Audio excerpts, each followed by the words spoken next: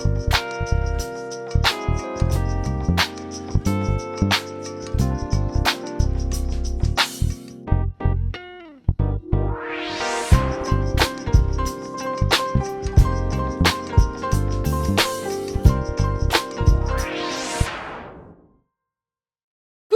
c'est encore nous. On se retrouve une fois de plus sur notre podcast Si Jeunesse savait, un podcast qui est organisé par la jeunesse de mon église. On a l'habitude de se réunir et de converser, de refaire le monde. Et cette fois-ci, on a décidé de mettre nos conversations sous forme de podcast. Donc j'espère que vous allez enjoy. Merci de nous retrouver sur ce nouvel épisode. Je suis accompagnée d'Eden, que vous avez déjà rencontré. Enchanté. Elvie. Bonjour. Et Noah. Bonjour tout le monde. Ils vont se présenter un peu plus en profondeur tout à l'heure, mais d'abord, vous connaissez déjà Fraternity Talk. Alors les gars, cette fois-ci, le Fraternity Talk, ce ne sera pas un tweet, ce sera un message que j'ai reçu sur Instagram après une session Pet and Sip, mais je prendrai le temps d'expliquer plus en profondeur ce que c'est plus tard. Okay. Alors, je cite...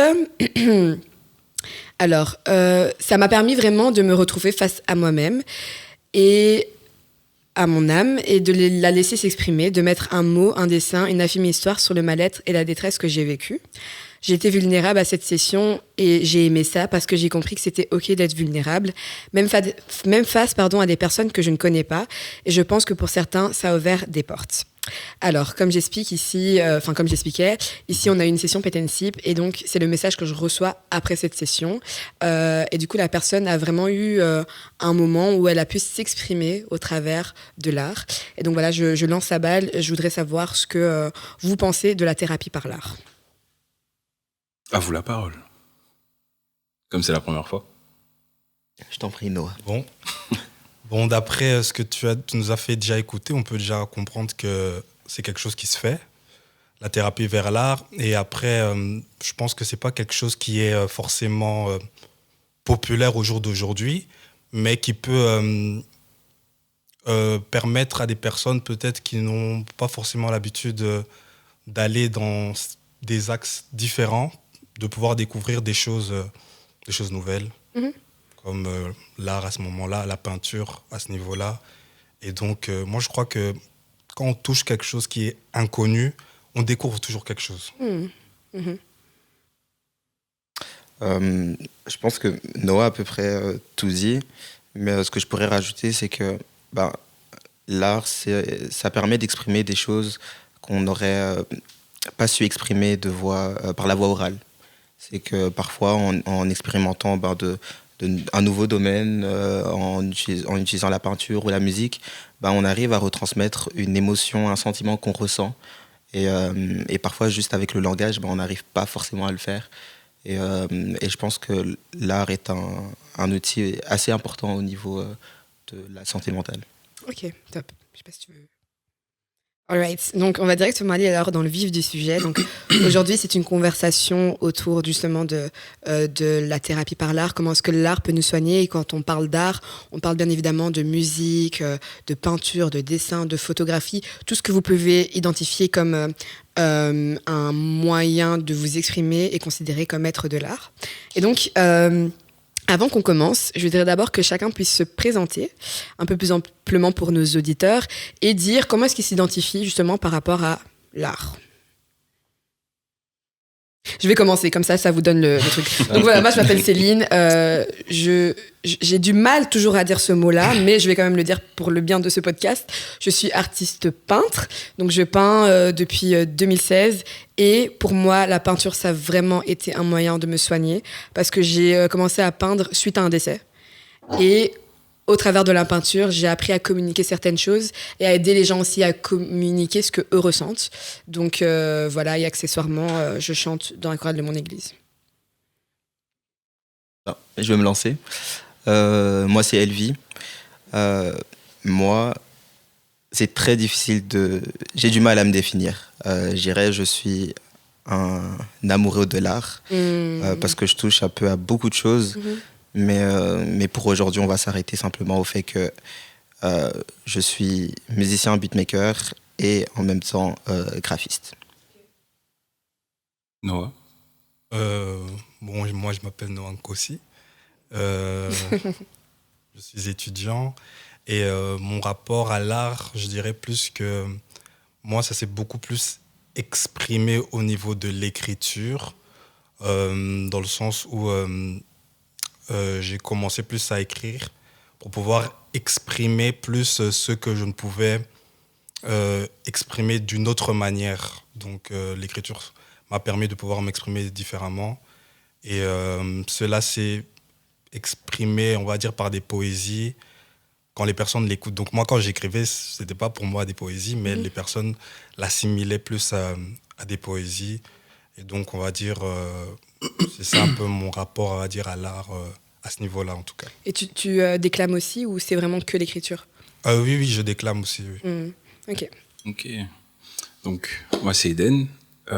Du coup, je vais passer directement à mon rapport à l'art.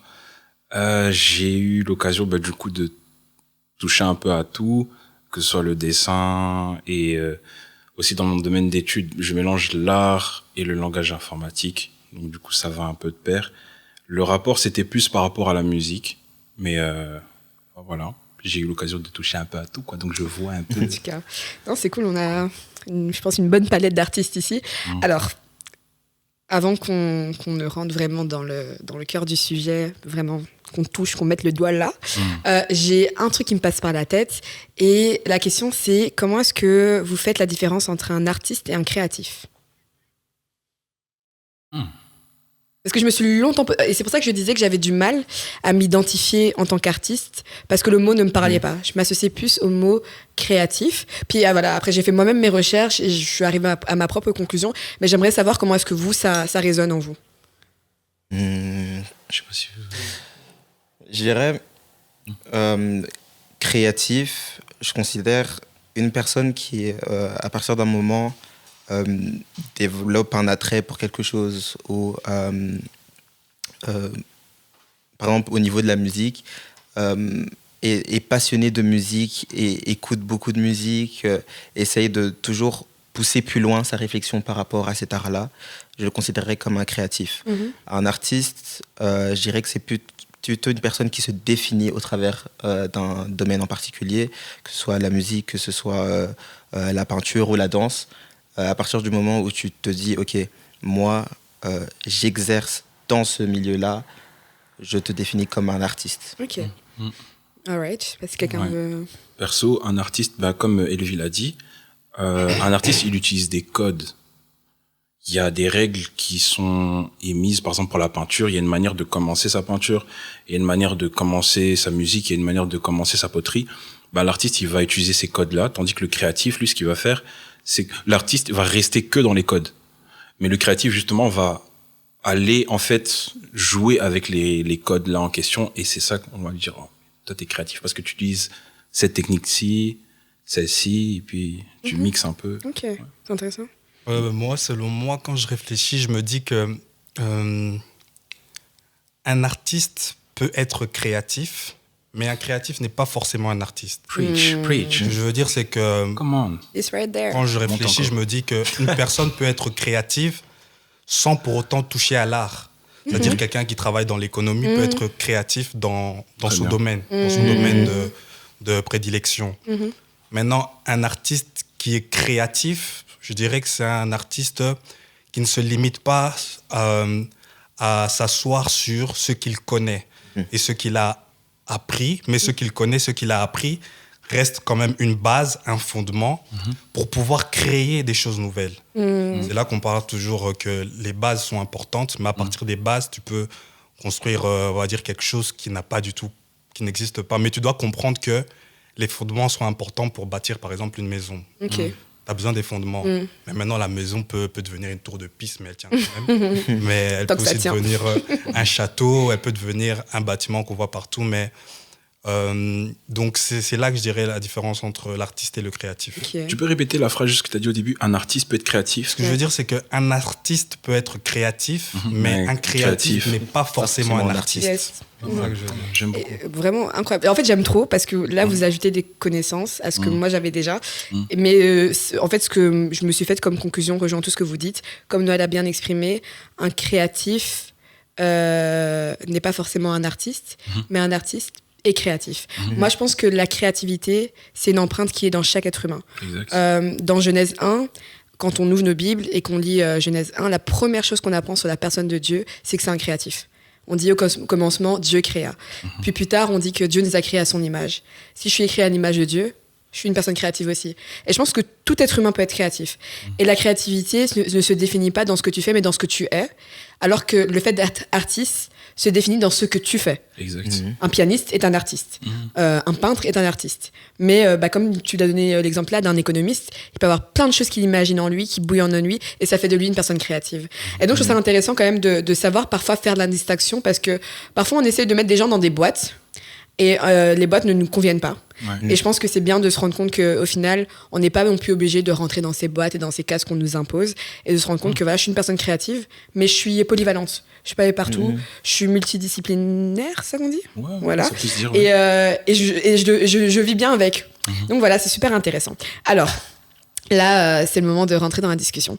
Là, on va parler de thérapie par l'art, de comment est-ce que l'art nous soigne dans notre quotidien. Je reviens sur ce que je disais, moi, personnellement. C'est suite à un décès que j'ai commencé à peindre. Je vais pas vous refaire l'histoire, mais voilà, en gros, je me suis retrouvée face à une toile et j'avais besoin de m'exprimer. Rien à voir avec le décès, mais j'avais juste besoin de m'exprimer parce que j'étais devenue un peu taciturne dans l'expression de mes émotions. Et vraiment, le fait de peindre, ça m'a tellement soulagée. Et je posais la question en hors caméra tout à l'heure à Eden, mais je me demandais pourquoi est-ce qu'on était un peu frustrés, ou on en voulait aux artistes ou aux créatifs quand ils ne rentraient plus dans les codes dans lesquels ils rentraient à la base, entre guillemets. Moi, je suis une peintre qui ne peint plus, malheureusement, mais je donne des ateliers de peinture. Je parlais de paint and sip au début dans le Fraternity Talk. Et à la base, en paint and sip, c'est tu te retrouves avec une toile, un petit verre, tu bois, tu peins, tu rentres chez toi. Et moi et ma très chère amie Grace Suzanne, on a voulu donner une autre impulsion au paint and sip, une autre vie. Et donc, ça va au-delà de juste se retrouver, de boire un verre, de passer un bon moment after work et puis rentrer chez soi.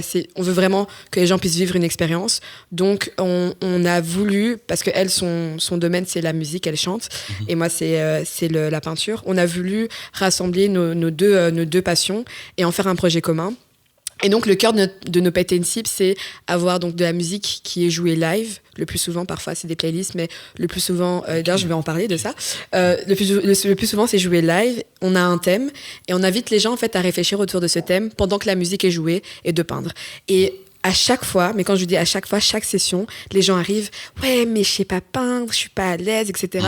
Alors on est fort à les encourager, ok, il y a pas de souci, on ne sait pas en cours de peinture, tu fais ce que tu veux. Si tu veux dessiner une fleur, un soleil, c'est comme tu veux. Et à la fin, c'est souvent ces mêmes personnes-là qui nous sortent des œuvres incroyables.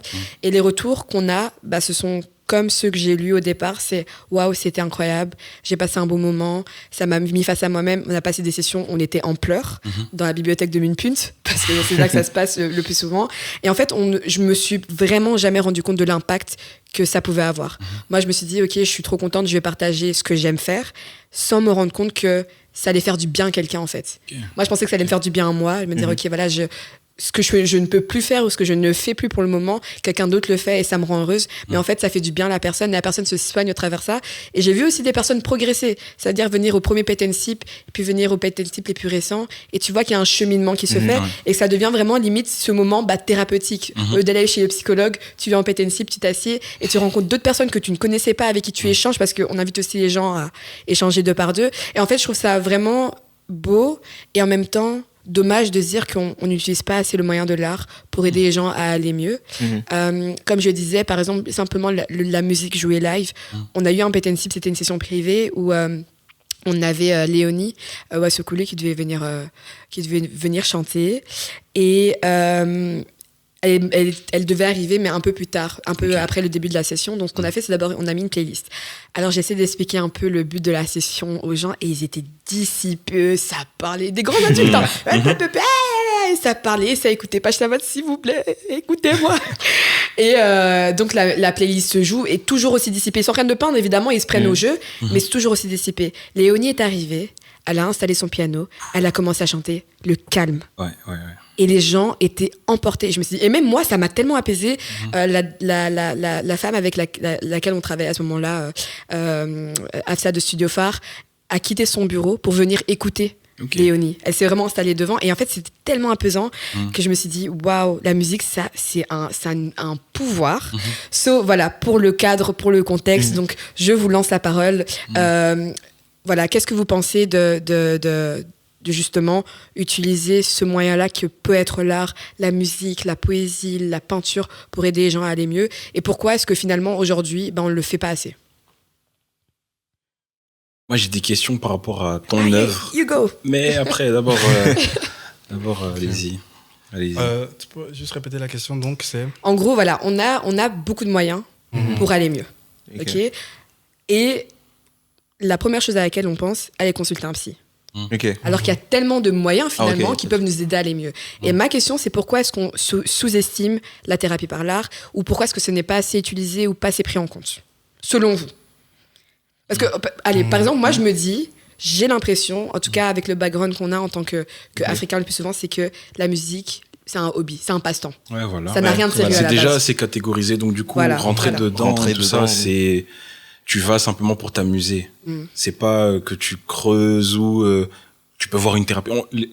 Les gens de la génération du dessus ne voient pas ça comme une thérapie directe, en mode j'en ai besoin, ça pourrait m'aider. C'est quelque chose simplement qu'on met de côté. Mais pour répondre à ta question, c'est parce que on est dans, perso, hein, de ce que je comprends, on est dans une société qui est tellement dans un cube que du coup, quand tu sors avec une idée, allez, ça, personnellement, moi, j'en avais jamais pensé, genre. Y penser, ça m'est jamais traversé l'esprit. Mais genre, si tu passes par la case artistique, ou en tout cas, tout ce qui touche à la couleur, tout ce qui touche à la mélodie et tout ça, c'est mal vu.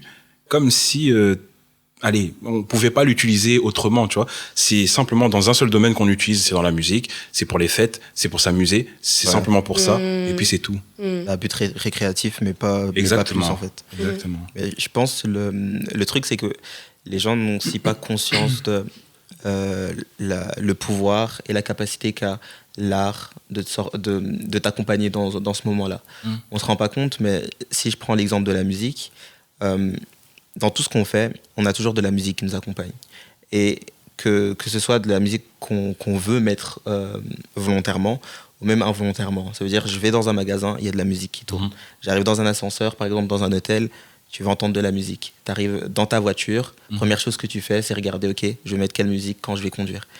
Parce que, en fait, dans chaque étape de notre vie, il y a de la musique qui nous accompagne et ça influe aussi sur notre manière de nous comporter. Donc, si je mets une musique qui est assez agressive, je vais avoir aussi un comportement agressif. Si maintenant je me dis, ok, je vais aller faire du sport, je ne vais pas écouter une adoration. Je vais écouter du rap, je vais écouter un truc qui va en fait me motiver à le faire. Et par rapport à la thérapie, justement, je pense que dans le premier épisode, on l'a dit, une personne qui passe par un moment de dépression ou un moment par exemple de rupture ou quoi que ce soit, ce qu'elle va faire, elle va écouter des musiques qui sont plutôt tristes, des musiques qui vont parler de ce qu'elle ressent. Il y a d'autres personnes qui vont, dans ces moments-là, se dire, ok, je vais essayer d'écrire, de faire quelque chose pour faire sortir ce que je ressens. Mais la plupart des gens ne vont pas avoir ce réflexe directement. Ils vont se dire, ok, je dois trouver un autre moyen et tout ça. Mais au bout d'un moment, ils vont se retrouver dans un endroit où il y a une musique qui passe, il y a un truc, ils vont se retrouver au travers de ça, ils vont se dire, ah, ça m'a fait du bien. Généralement, c'est quand on sort de ce moment-là qu'on se dit, ah oui, mais en fait, cette musique-là, quand j'étais dans ce moment-là, je l'écoutais et en fait, ça parle de ma situation et ça m'a fait du bien. Et donc, je pense que c'est vraiment les gens qui n'ont pas réellement conscience en fait, de ce que peut apporter l'art en fait, dans la thérapie. J'ai une question, parce que du coup, par rapport à ce que tu dis, est-ce que finalement, l'âme, donc parce qu'on sait que l'être humain est composé de corps, âme et esprit, et chaque partie de l'être humain recherche des choses spécifiques. Par exemple, si je dois parler du corps, quand tu as un besoin, par exemple, de sucre, tu vas aller chercher le sucre, tu vois. Du coup, est-ce que l'âme ne serait pas naturellement attirée par les affects et les émotions? Tu vois, quand tu dis que quand tu vas vivre une situation où tu es triste, tu auras tendance à écouter des musiques qui accompagnent ta situation. Voilà, c'est la... Je sais pas, qu'est-ce que toi, tu en penses? Je pense parce que, en soi, le fait par exemple, quand tu es triste, écoutes une musique triste, ça conditionne ton âme, ton corps, tout, en fait, à te mettre dans ce sentiment-là. Généralement, si je suis triste, j'entends une musique qui est joyeuse, je vais la zapper. Parce qu'à ce moment-là, je sais que je suis triste et j'ai envie de ressentir ce que je ressens. Ouais. Et je pense que ouais, ça affecte ton âme aussi, comme ça affecte aussi ton corps, en fait. Mais ouais, ça a une incidence à chaque fois sur... Ouais, ok. Noah, toi, qu'est-ce que tu en penses? Non, il a beaucoup pensé. À ta première question, par rapport à l'art, pourquoi c'est pas forcément, on va dire, utilisé. Donc, premièrement, je pense que, par exemple, tout ce qui est peinture ou autre de ce style-là, je pense qu'il y a déjà le fait que c'est pas trop médiatisé. Au niveau de la peinture, par exemple, je pense que c'est pas trop mis en avant, que ce soit au niveau scolaire ou au niveau de notre société. Et en plus de cela, je pense que très peu de personnes dans notre société y voient un but lucratif. Okay. C'est-à-dire qu'il y en a qui se disent que je vais commencer l'art, comment je vais vivre, comment je vais faire ça par rapport à la musique. On a des exemples, plein d'exemples de personnes qui ont pu vivre au travers de la musique. Mais je pense que maintenant quand même que... Pourquoi c'est quand même important, je trouve, l'art aussi, parce que comme je l'ai dit au tout début du podcast, je pense que quand on touche à des choses inconnues, on peut découvrir des choses nouvelles en nous, et on peut découvrir aussi peut-être une autre façon qu'on a de pouvoir exprimer ce qu'on n'a pas tendance à exprimer dans d'autres contextes. Et ce que j'aimais bien, par exemple, dans le concept, ce que tu partageais, c'est que... Attendez, mon téléphone. Voilà. Ce que j'aimais bien dans le contexte que tu partageais, c'est que tu permettais aux gens de pouvoir aller découvrir des choses nouvelles, mais en plus de cela, tu leur mettais dans des conditions de sécurité. Ouais. C'est-à-dire qu'ils se retrouvaient là et ils n'avaient pas peur d'exprimer parce que tu leur disais, ils étaient là, mais qu'est-ce que je vais faire? Voilà. Est-ce que c'est vraiment mon truc ou bien... Et le fait de leur mettre dans des conditions où ils se sentent en sécurité de pouvoir s'exprimer, ça leur a permis de pouvoir se découvrir. Et ça, je trouve que c'est très important. Et c'est souvent ce que les gens, peut-être, ne voient pas aussi. Ok, c'est intéressant ça. Okay. C'est-à-dire qu'ils vont se dire... ils vont pas forcément se sentir à l'aise ou se sentir dans une situation confortable pour pouvoir commencer...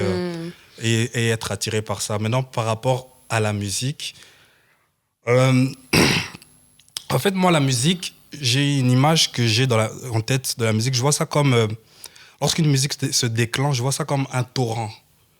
Un torrent qui coule, et c'est à nous de décider si on se laisse entraîner par le torrent ou on décide de nager à contre-courant. C'est-à-dire que lorsqu'une personne écoute une musique, on va dire du style, on va dire mélancolique ou autre, ça lance un torrent. J'ai une image, c'est vrai que ça lance un torrent. Et ce torrent-là peut je peux laisser m'entraîner par ça et voilà, je rentre dans cette mélancolie que la personne essaie de transmettre. Ou soit je peux me dire, voilà, j'écoute avec un recul ou bien non, je préfère pas. Et ça peut nous apporter quelque chose de positif ou même soit nous enfoncer dans quelque chose. Maintenant, ça peut être intéressant pour les personnes qui ont besoin, par exemple, de trouver des mots sur ce qu'ils ressentent. Parce qu'il y a des musiques, par exemple, lorsque la personne dit, voilà, j'ai senti ça, comme ci, comme ça, la personne, lorsqu'elle entend, voilà, par exemple, je donne un exemple vraiment bateau. Oui, j'ai senti comme si on m'avait poignardé et mon cœur, le sang a coulé. Mais une personne qui n'arrivait pas à exprimer ça, à exprimer ce qu'elle vivait, lorsqu'elle écoute ça, elle dit « Ah voilà, c'est ça en fait que je ressens ».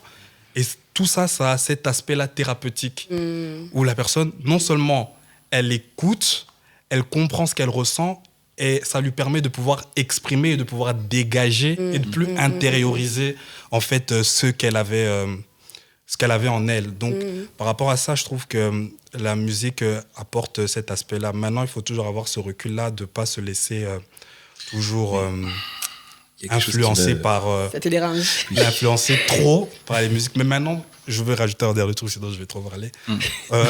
T'as déjà trop parlé. Donc, je- Trop parler. Je pense quand même qu'il faut savoir à quelle place chaque personne place le statut de ses émotions. Waouh. C'est-à-dire C'est-à-dire qu'il y a des personnes qui peuvent placer leurs émotions à un stade où elles dépendent entièrement de leurs émotions. je t'arrête là. Ouais. Parfois, c'est indépendant de la personne. Ok. Tu vois, il y a par exemple l'hypersensibilité. Ok, Tu vois, les gens ne choisissent pas forcément d'être dépendants de leurs émotions. Tout le monde n'a pas une bonne gestion de ses émotions. Après, c'est correct ce que tu dis. Hein. Il y a des gens qui placent leurs émotions à un certain niveau par rapport à eux-mêmes. Et c'est vrai que ça joue énormément. Mais je ne crois pas que ce soit volontaire. C'est juste ça que je tenais à souligner. Oui. Moi, je pense que... Je ne crois pas que ce soit volontaire non plus. Hein. Mais je crois personnellement que on n'est pas toujours obligé, quelle que soit la sensibilité, hein, de suivre la tendance que nos émotions nous donnent. Mais ça, c'est quelque chose qui s'apprend. Oui, voilà, Tu vois. c'est ça. Parce que- mais il faut le savoir, c'est ça que je veux dire. Oui, c'est ça que Faut je déjà le savoir, parce que c'est-à-dire- tu vois la façon dont tu le dis, Ah, ok, oui. ça sonne facile. Ah, Tu vois, oui, non, et exact. ça se sent que toi, tu as fait un travail Oui, sur toi voilà, par c'est rapport ça, à oui, ça, tu voilà. vois. Mais par exemple, quelqu'un qui va nous écouter, qui va se dire, ah, moi, je gère mal mes émotions. Faudrait pas qu'elle culpabilise parce qu'elle se dit, ouais, mais Nova, il a dit que je dois pas, tu vois. Non, Je pense que pleurer. Faut c'est travailler. vraiment Ouais, vrai voilà, ce c'est que tu quelque dis. chose, voilà, Voilà. c'est Mais c'est quelque quelque chose qui se travaille. Donc, si tu nous écoutes et que tu es dans cette situation-là, ça se travaille. C'est pas du jour au lendemain, c'est pas inné, c'est pas, ça s'acquiert, en fait, voilà. Et je pense que oui, tu as raison.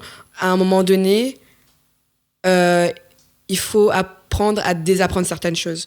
Par exemple, quand on était petit, on pleurait pour un oui ou pour un non, pour un caprice, et on avait ce qu'on voulait. Mais à partir d'un certain âge, pleurer pour un caprice, pour un oui ou pour un non, ça fonctionne plus trop. Ouais, Et c'est à ce moment-là qu'il faut essayer de se rééquilibrer, de voir s'adapter. comment est-ce que je peux mieux gérer mes émotions. Eden, tu voulais dire quelque chose ?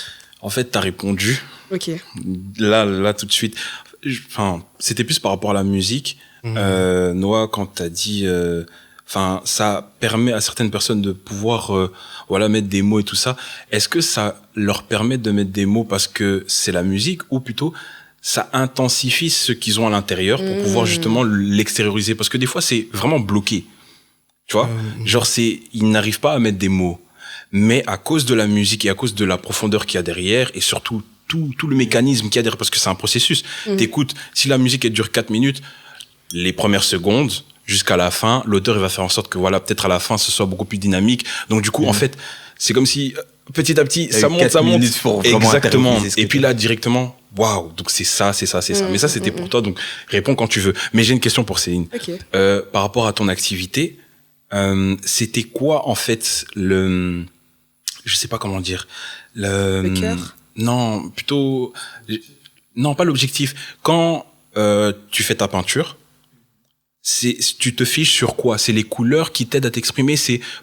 Est-ce que tu connais les codes couleurs? Est-ce que tu connais On est là comme on est. Ok, non, c'était juste ça. Oui, en oui. fait, oui, parce que sinon c'est vrai que j'ai pas donné le contexte. Je ne sais pas peindre. Je ne savais pas peindre. Ok. Je n'ai jamais dessiné. Ok. En fait, c'est vraiment, j'étais aux Actions avec Yalidi, Ouais. notre très chère Yalidi. Si. Et en fait, on était vraiment ensemble pour qu'elle puisse me changer les idées. Elle m'a dit, Céline, c'est quoi? Prends ce que tu veux. Et à ce moment-là, j'étais dans le rayon toile et peinture. Ok. Et je me suis dit, j'ai envie de peindre. Et alors, je savais pas peindre. J'ai pris les toiles et j'ai commencé. Et en fait, mon processus à moi, c'est vraiment, je visualise quelque chose dans mon esprit et je me dis, j'aimerais bien le reproduire. Mais la plupart de mes toiles, elles sont directement liées à ce que je suis, à savoir une femme noire. Je pense que, en tout cas pour ceux qui ont déjà vu mes œuvres, je peins essentiellement des femmes noires et j'essaie de... Oui, il y en a une ici sur le mur, là, juste derrière. Je peins essentiellement des femmes noires parce que c'est ce à quoi je m'identifie. Après, j'essaie toujours de raconter une histoire dedans. Je vais m'appuyer sur des versets bibliques, je vais m'appuyer sur quelque chose que j'ai vu, quelque chose que j'ai entendu, quelque chose que j'ai vécu.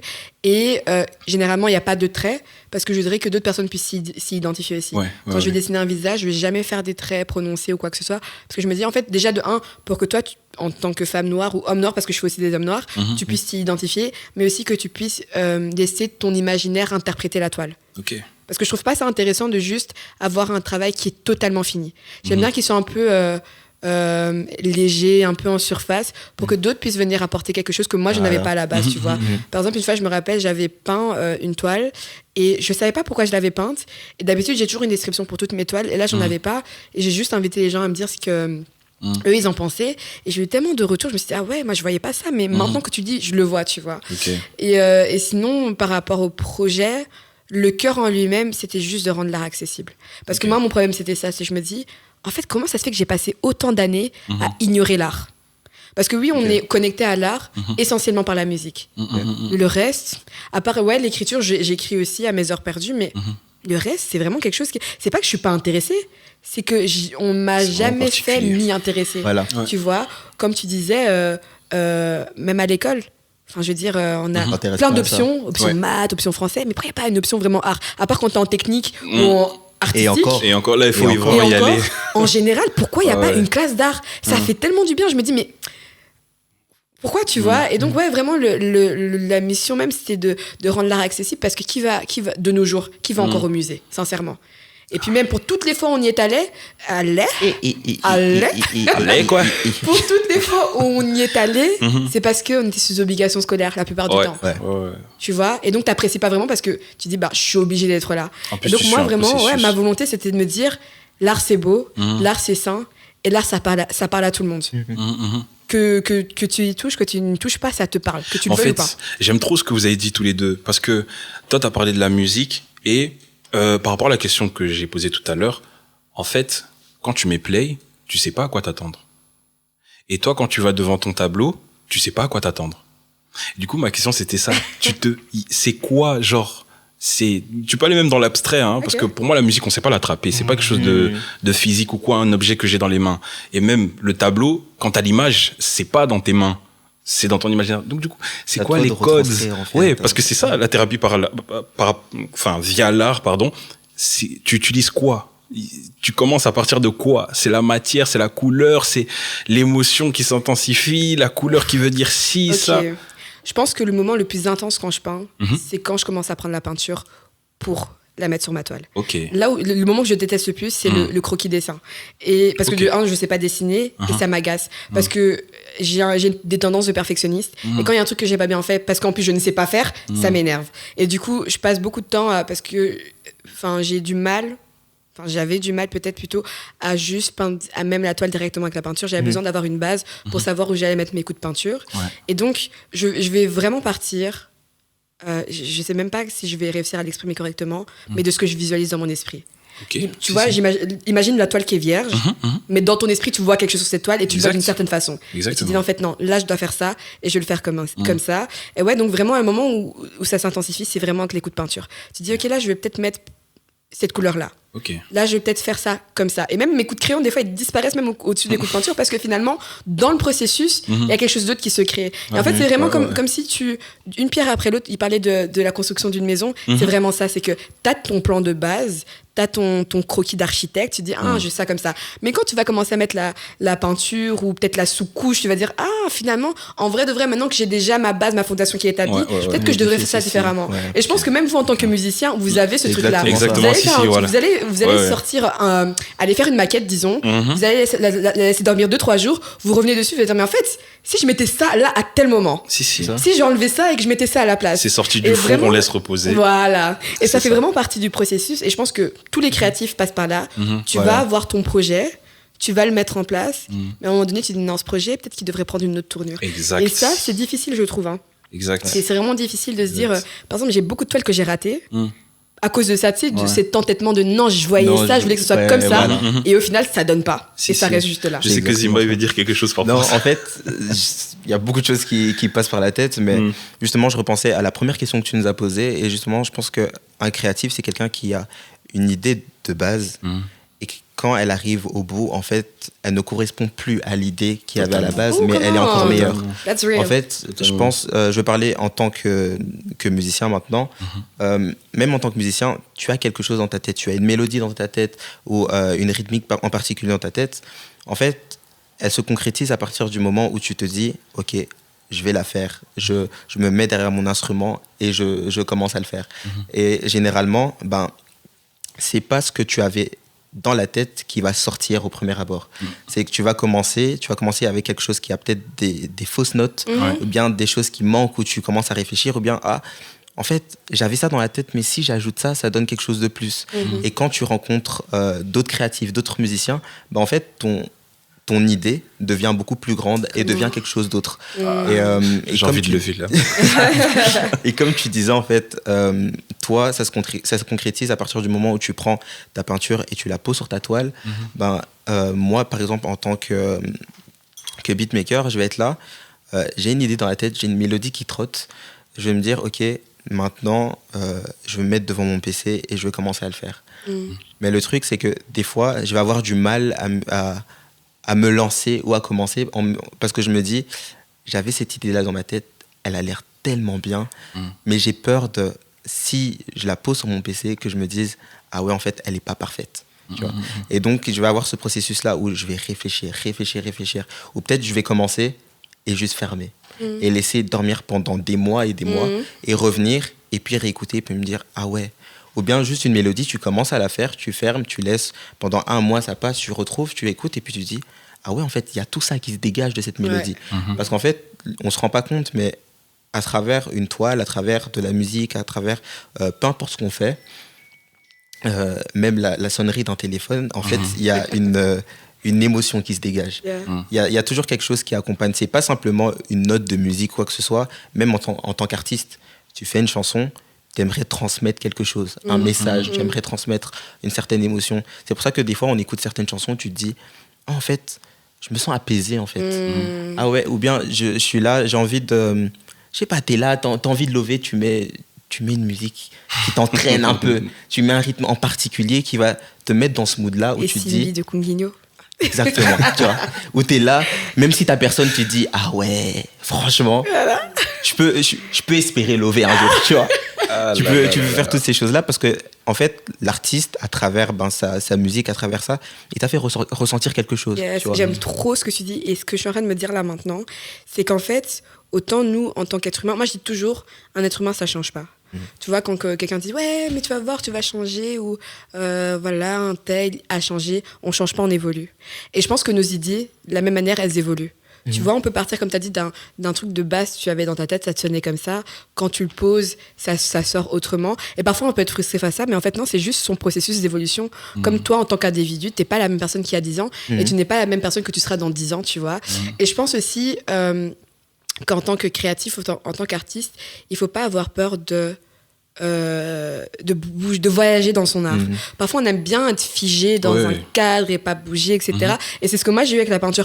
J'ai eu donc, disons 2 temps. Le premier temps où, comme ma peinture était à la base émotionnelle, c'est mes émotions qui donnaient l'impulsion à ce que je faisais. J'ai arrêté de peindre en 2020, pendant le confinement, avec toutes ces histoires de Black Lives Matter et toutes les morts qu'il y avait autour. J'étais tellement une éponge à ce moment-là que je n'arrivais plus à réfléchir proprement et à même avoir une peinture qui était optimiste. Et je me suis dit, si c'est pour peindre quelque chose qui ne va pas donner un bon affect aux gens, pourquoi le faire? Et c'est à ce moment-là que j'ai un petit peu rangé mes pinceaux. Et bon, j'essaie de me réconcilier avec la peinture, mais ce qui m'a donné une envie de reprendre les choses, c'est de changer de matière. J'ai commencé à utiliser j'allais dire de l'argile, mais c'est pas de l'argile. Acrylique? L'acrylique, pas de la céramique. Ah, God. Bref. Je peux pas t'aider là. C'est pas grave. Si vous savez, vous savez. Pastel, Si vous savez non. pas, c'est pas grave. Mais en tout cas, pardon? Pastel. Non plus. C'est pas de la peinture. Ah, ça m'agace, hein, parce que j'ai le mot sur le bout de la langue, mais il sort pas. Mais c'est pas grave, c'est Ok. rien Ça va d'important. revenir, Vous voyez la matière un peu bétonnée comme ça? Oui. Voilà, exactement ça, mais maintenant à but artistique. Et donc j'ai commencé à utiliser la matière sur mes toiles. Et waouh! Ok, ça donne beaucoup plus ça de fait vie. déjà d'utiliser mes mains à même la toile, ça donne quelque chose de différent. Le fait de m'amuser à faire des choses un peu plus abstraites aussi, ça donne quelque chose de différent. Et en fait, c'est ça, c'est que en tant qu'artiste, si tu veux être sûr que ton art soit une thérapie pour les gens, qu'elle soit d'abord une thérapie pour toi-même. Exactement. J'ai juste une question, Céline. Pour toi ou bien pour les autres, quand vous faites votre art, ça vous prend combien de temps? Ou le fait de construire? Ou bien même Je peux quand même tu fais pas tes te donner. pencils, Je peux travailler sur une toile pendant 1 mois, tout comme je peux travailler sur une toile pendant 1 heure. et quand tu fais ton concept, tu donnes combien de temps aux gens? Alors, comme on travaille avec une punt, on a 2h30. Et encore, des fois, on déborde beaucoup même. Mais je pense qu'idéalement, pour avoir une bonne session, c'est 3h30. Toi, Zimba, combien de temps sur une prod?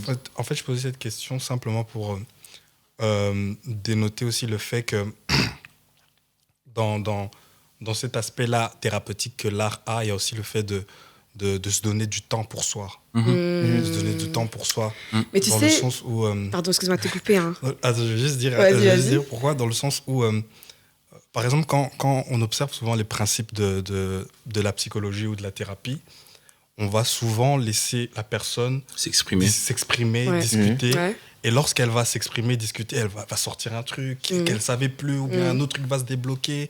Et je crois que l'art aussi, que ce soit la peinture, la musique ou autre, permet aussi, lorsque tu prends le temps, pas lorsque tu veux faire un truc vite, rapide, mais lorsque tu prends le temps pour toi de faire la chose, ben, y a des choses qui viennent, qui ressortent, peut-être qui viennent d'un truc vécu ou pas vécu ou autre, mais qui te permettent aussi de pouvoir apporter cet aspect-là thérapeutique en toi-même. Juste le fait de prendre le temps pour soi. Ok.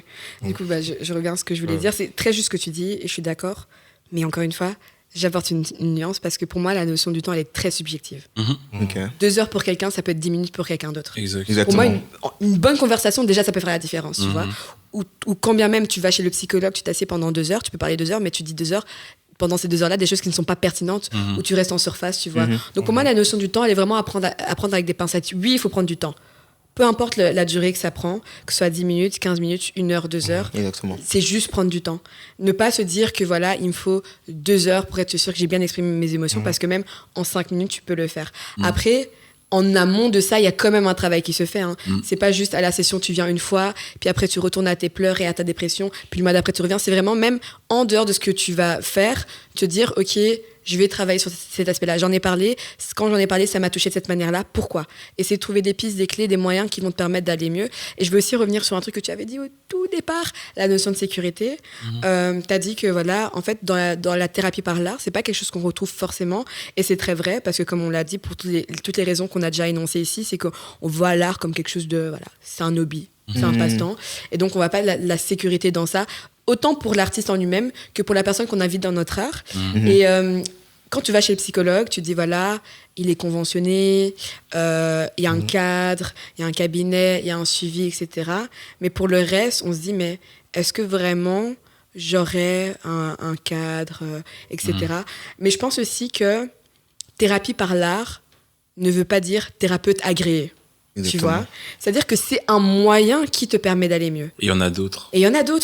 Tu vois. Et c'est vraiment juste ça. En fait, je pense que dans le but de se soigner, j'utilise toutes les clés que j'ai à ma disposition pour aller mieux. Par exemple, moi, j'ai eu à un moment donné dans ma santé physique à consulter. J'ai été consulter un premier docteur et j'étais en mode, je suis pas convaincue de ce que tu me racontes. J'en étais voir un autre qui m'a dit la même chose. J'étais toujours pas convaincue. J'ai été voir un troisième docteur qui m'a du coup diagnostiqué par rapport à ce que je vivais. Et je me suis dit, imagine maintenant, j'étais restée dans ma sécurité du premier docteur. Est-ce que j'aurais pu arriver à là où j'en suis aujourd'hui ? Tu vois, donc je pense que c'est important d'aller chercher des clés là où tu peux aller chercher et te dire qu'est-ce qui est bon pour moi à l'instant T et comment est-ce que je peux l'utiliser à bon escient. Exactement. Et par rapport à la question de Noah, par rapport à la notion de temps, moi, je dirais, pour moi, dans mon processus créatif, tout se concentre dans les 10 premières minutes. Je veux dire, pendant les 10 premières minutes, c'est là où je peux exprimer tout ce que je ressens. Mettre de manière brute, en fait, tout ce qui me passe par la tête. Parce qu'en fait, passer ces 10 premières minutes, il y a quelque chose qui va se passer, c'est que le côté perfectionniste et musicien va prendre le dessus. Ça veut dire que peut-être que cette mélodie, peut-être que ces paroles-là m'ont parlé à ce moment-là, mais quand je vais les réécouter après, je vais me dire j'aurais pu améliorer ça, j'aurais pu améliorer ceci. Et donc, en fait, je ne prends plus le temps de pouvoir apprécier ce que je fais. Bien sûr, après, il y a des moments où tu vas prendre 1 heure, où les 1 heure, elles vont te parler. Mais c'est très rare. Je pense que moi, dans mon processus créatif, en tout cas, c'est vraiment les premières minutes où là, je mets toutes les émotions. Ça veut dire que si je suis triste, on va ressentir la tristesse. Si j'ai envie de parler d'un certain sujet, c'est là que ça va se passer. Parce que je pense que c'est dans ces minutes-là où, en fait, il n'y aura pas de filtre. Parce que souvent, ce qui se passe, c'est que même dans notre manière de créer tout ça, quand tu es seul, par exemple, dans ta chambre, ce ne sera pas la même chose que quand tu es en public avec d'autres personnes. C'est que ta manière de faire les choses, ta manière de transmettre, par exemple, un message ne sera pas la même parce que peut-être qu'en public, tu vas te brider. Tu vas te dire, ouais, mais en fait, si je dis ça, l'autre peut penser ça de moi.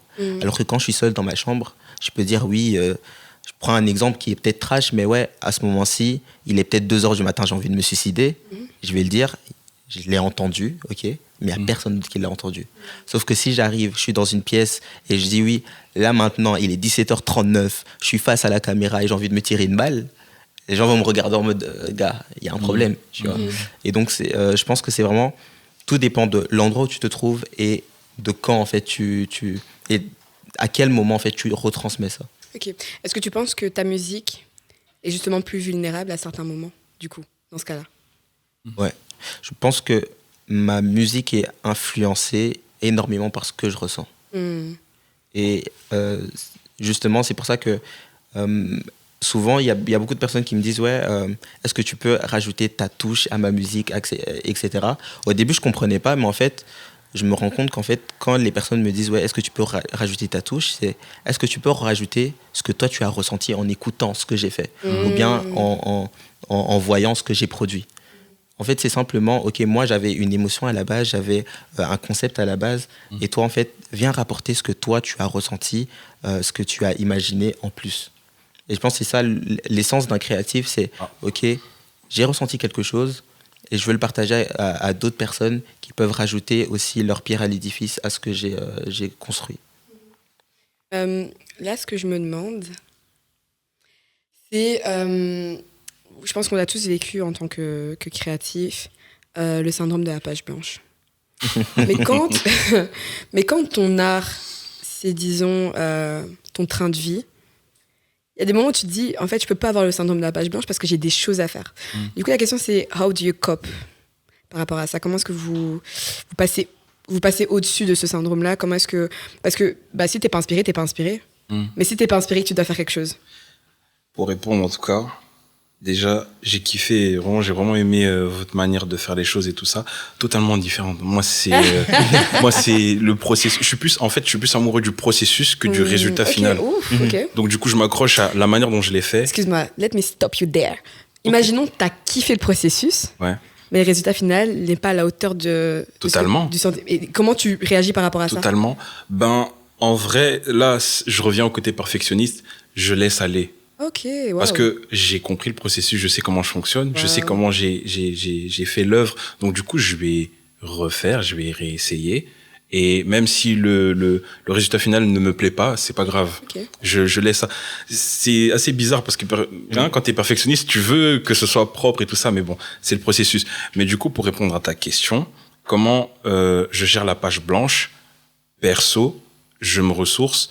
Et je me dis, la page blanche, c'est juste une étape où je vais pouvoir faire le filtre aussi et aller me recharger. Parce que étant créatif, tu vas chercher des choses que tu ne vois pas et tu vas les remettre comme si elles existaient. Et là, t'es là, bon, ok, j'ai plus d'inspi. En plus, ça m'arrive souvent, genre, t'es là, t'as plus d'inspi, tu te dis, qu'est-ce que je peux faire? C'est pas grave. Même ça arrive à Eden, c'est que... Non, mais franchement, ça arrive à tout le monde. Et du coup, là, tu vas te ressourcer. Et tu prends le temps, tu dis ok. Excuse me, comment est-ce que tu te ressources? Moi, toi, je marche. Oh, wow. Je vais dehors, je marche. Wow. Je mets ma musique aussi, je marche. Des fois, je préfère même des musiques où il n'y a pas de paroles. Et là, du coup, je marche. Et du coup, je regarde. Ou des fois, bon, voilà, je prie et tout ça. C'est ma manière de... D'ailleurs, pardon, parenthèse, mais j'ai l'impression que ta musique... En tout cas, c'est le sentiment que j'ai, que ta musique est fortement... je vais pas dire influencée, mais impactée par ce que tu vois autour de toi, la nature, etc. Oui, et je trouve ça trop beau. Si. Mais parce que tout à l'heure, à un moment, Elvie, il a dit, c'est pendant les 10 premières minutes que genre, il met l'accent sur tout. Moi, en fait, je suis quelqu'un de l'atmosphère, donc du coup, c'est là que je vais mettre... Parce que, allez, bêtement, quand j'écoute tes sons, j'ai l'impression qu'il y a tellement d'éléments qui viennent te surprendre en même temps. Je suis plus concentré sur l'atmosphère, genre ce qui est autour, que le résultat final. C'est pour ça que j'aime le processus et pas le projet final. Mais bon, voilà. Donc je marche, je vais me ressourcer, je prends le temps, je respire, je fais rien. S'il faut que je parle à personne, je vais parler à personne. Vous me laissez dans mon coin, pas de souci, mais il faut que ça revienne tout doucement. Ouais, c'est chouette. Ouais. Moi, j'ai juste un détail que je voulais quand même dire. C'est juste qu'il y a quand même une différence entre la thérapie active et celle qui est passive. Oui. Dans le sens où la thérapie active, c'est celle par laquelle tu fais quelque chose, dont la plupart de nous, on a parlé, donc pour certains écrivent, pour certains peintent. Et la thérapie passive, c'est par exemple, je vois l'œuvre de Céline et elle me fait quelque chose à l'intérieur de moi, où j'écoute une musique et elle me fait quelque chose, elle me transcende, ou elle me touche, ou elle me parle, elle me permet de... C'est juste un détail, une parenthèse que je voulais éclairer pour que tout le monde ne se dise pas, moi, je dois faire un truc pour... Non, des c'est fois, ça. c'est aussi... Pardon, que personne ne se sente frustré. Hein. Vous avez chacun C'est votre pas technique. une compétition. Ouais, non, on a dit que tout le franchement. monde est créatif, peu importe ce que tu fais, même si toi, ta créativité, elle s'exprime juste dans le fait de faire des sourires aux gens, c'est déjà suffisant, en fait. Faut vraiment... En fait, c'est ça aussi le problème, je pense, un peu dans la société dans laquelle on est, c'est qu'on a tendance à se comparer et à croire que si on ne fait pas autant que quelqu'un d'autre, ce qu'on fait ne vaut pas. Exact. Ouais, en fait, ce que tu fais est déjà assez. Et ce que tu fais, on en a besoin aussi. Comme ce que moi je fais, on en a besoin. Que chacun vraiment se sente à l'aise. Chacun à sa place, t'apporte ta pierre à l'édifice d'une manière différente. It's okay. C'est pas une compétition, c'est pas une course. Tant que tu fais ce que tu as envie de faire et ce que tu es appelé à faire, c'est le plus important. Et Eden, je voulais que tu me reposes un peu la question que tu avais posée. Si tu te rappelles. Waouh. Je te rappelle plus, moi, je l'ai gardé dans un coin. Mais C'est loin. Mais t'as la réponse. Non, c'est juste, je l'ai, mais je l'ai gardé dans un coin, on est parti. Bon, fallait chercher dans le coin là-bas. Désolé, le train est déjà parti, donc... Après. Non, c'est pas grave. Ouais, chercher dans le coin solo manque. Si je me rappelle bien, tu me posais la question. Ah oui, lorsque une personne écoute une musique. Ah oui, ça lui est inconnu. Ah oui, que ça lui est inconnu. Est-ce que... Ah oui, là, en fait, moi, quand j'écoute ta question, c'est là que je fais la différence. Ou bien, je trouve qu'il y a une différence entre l'instru et les paroles qu'on met sur l'instru. Mais c'est drôle ce que tu dis, parce que tu peux avoir une instru qui est hyper riche et des paroles graves pauvres. Exact. Ce que je veux dire, c'est que, Exactement. ce que je veux dire, c'est que l'instru donne une idée plutôt nébuleuse, je veux dire. Mais elle donne quand même une idée, une atmosphère. Comme ça, nébuleuse. Je veux dire, elle donne un symbole de, par exemple, la tristesse. Ou... En gros, si c'était sa peinture, c'est juste les couleurs. Oui, par exemple. Je donne un exemple, juste les couleurs. J'aime bien l'illustration. Mais les paroles donnent une précision. Par exemple, je veux dire... Je suis pas d'accord. Ah non, par exemple, je vais dire, une personne va mettre une musique, on va dire, qui fait... Tu vas dire, ça m'apporte là. Ça, c'était un padin pour ceux qui savent. Ok. Mais lorsqu'elle va poser ses paroles, imaginons, c'est peut-être pas du tout forcément le sens dans lequel tu ressens, ou peut-être c'est vraiment le sens dans lequel tu ressens, mais ça va apporter une précision dans... Ce que t'écoutes, ce que t'entends, genre. T'écoutes dans... Voilà, là, en fait, moi, je voulais parler... C'est vrai que ça me fait planer. Mais voilà, là, par exemple, il y en a un qui va dire ça me fait planer parce que, je donne un exemple vraiment, parce que j'ai fumé, ça me fait planer, j'ai fumé. Mais un autre qui va dire non, ça me fait planer parce que je suis en train de rêver d'une situation que j'aimerais vivre. Tu vois, c'est ce que je veux dire. Mais l'idée de planer est là.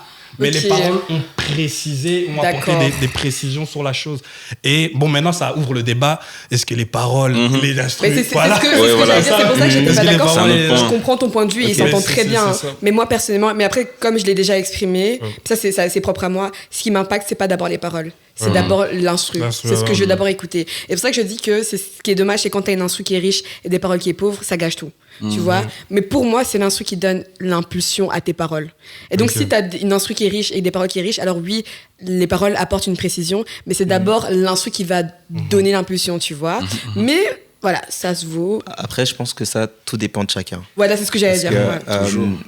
L'instru, quand elle est faite par le beatmaker, par exemple, lui, il va transmettre quelque chose. Maintenant, c'est à toi, artiste, de dire, OK, de prendre ça et d'en faire quelque chose. J'ai cette base-là. Qu'est-ce que je vais apporter de plus? Parce que je peux prendre une instru et la détruire complètement à cause d'une simple parole ou une simple mélodie que j'ai faite au studio qui a détruit l'instru.